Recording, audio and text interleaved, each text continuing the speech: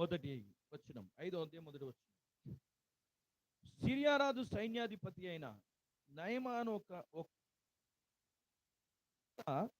యెహోవాయే సిరియా దేశమునకు జయము కలుగజేసి ఉండెను గనక అతడు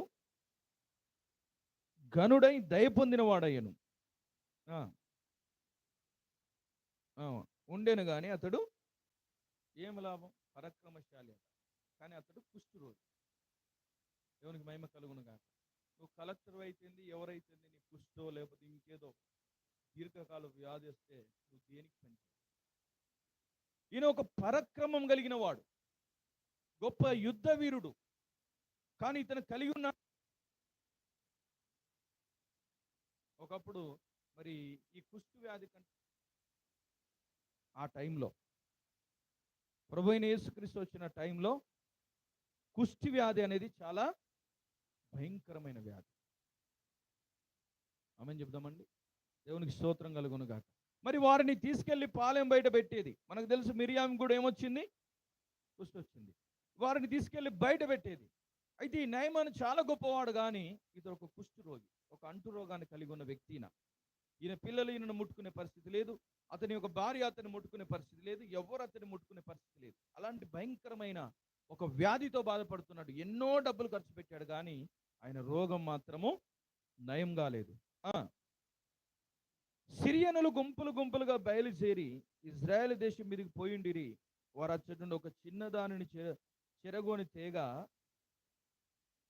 ఆ ఇజ్రాయెల్ దేశం మీదకి పోయి సిరియా వాళ్ళు దండు చేసి ఆ దాని మీద ఆ యుద్ధాన్ని ప్రకటించి వస్తున్నప్పుడు ఒక చిన్న అమ్మాయిని ఎత్తుకొని వచ్చారట వాళ్ళు. ఎందుకంటే ఇంట్లో పని చేయడానికి ఒక అమ్మాయి ఉండాలి కాబట్టి రాజు దగ్గర నయమాన్ ఇంట్లో పని చేయడానికి ఒక అమ్మాయిని ఎత్తుకొని వచ్చారు. తీసుకొచ్చి అక్కడ పెడితే ఇంట్లో పని మనిషి కదా ఈమె, అన్ని చూస్తుంది. వారు నయమాన్ పడుతున్న ఇబ్బంది, వారి భార్య పడుతున్న, వారు చేస్తున్న ఆ ఇబ్బందులు, వారు చేస్తున్న ప్రయత్నాలన్నీ ఆమె చూసి ఒకరోజు విసిగిపోయి ఆమె ఏమన్నదంటే, మరి నయమాన్ యొక్క భార్యతో అన్నది, అమ్మా మీకు ఒక విషయాన్ని చెప్తాను, మరి మీరు నా మాటను వినండి. మా ఇజ్రాయెల్ చిన్న అమ్మాయి కానీ గొప్ప మనసు కలిగిన అమ్మాయి. ఆమె తన యజమానుడు బాధపడుతున్నప్పుడు ఆమె ఏముంటుంది?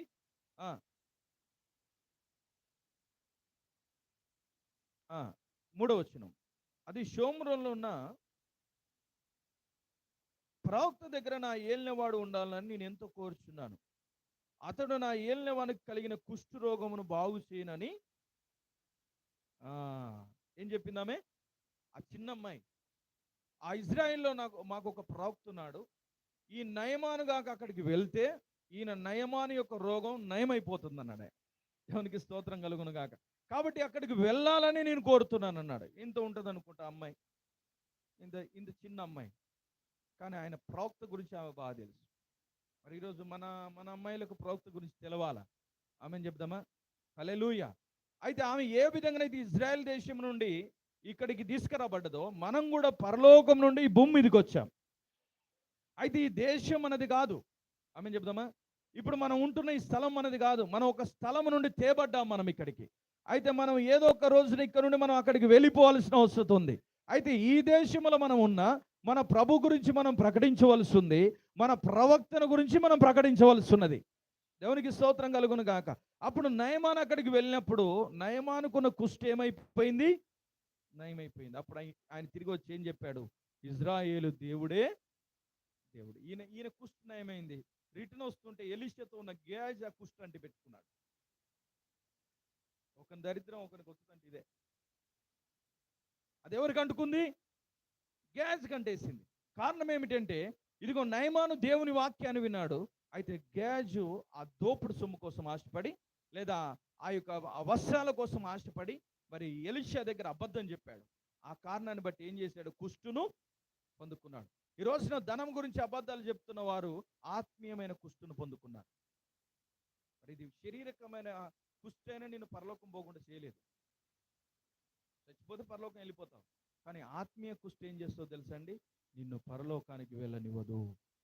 ఈ భూమి మీద నిన్ను ప్రశాంతంగా బ్రతకనివ్వదు, అట్లనే నిన్ను పరలోకానికి వెళ్ళనివ్వదు. కనుక ఈ భూమి మీద ఉన్నంతసేపు మనం ఈ వెండి బంగారాల కోసం ఆశపడకుండా దేవుని యొక్క వాక్యమును మనం ప్రకటించాలి. దేవునికి